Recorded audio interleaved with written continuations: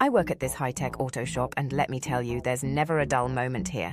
Now, the other day I was knee-deep in wires and circuits of this brand-new, state-of-the-art self-driving vehicle.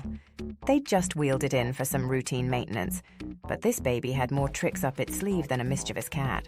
I was tinkering away, making sure everything was shipshape, when all of a sudden, the car's engine roared to life.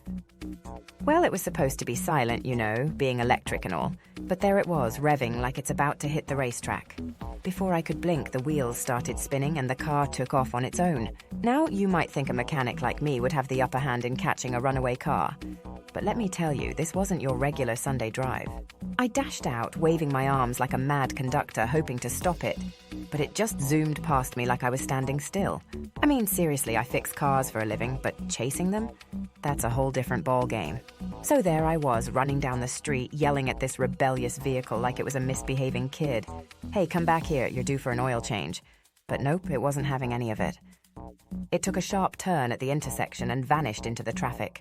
Now imagine me, a grease-stained mechanic, sprinting after a futuristic car in the middle of the city. I must have looked like a character straight out of a sci-fi comedy. Luckily, I had this stroke of genius. Well, maybe desperation kick in.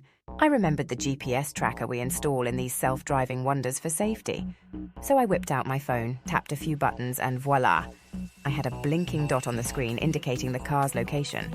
Feeling like a high-tech detective, I hailed a cab and directed the driver to the car's last known whereabouts. We finally caught up to it at a fancy cafe of all places. It was parked at the valet stand, looking all innocent, like it hadn't just pulled a great escape. I thanked the cab driver, stepped out, and strutted towards it, trying to maintain some semblance of dignity. I mean, I couldn't let a runaway car make a fool out of me, right?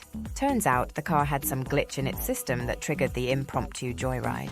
I managed to reset it, and just like that, it was back to being a well-behaved piece of machinery. As I drove it back to the shop, I couldn't help but chuckle.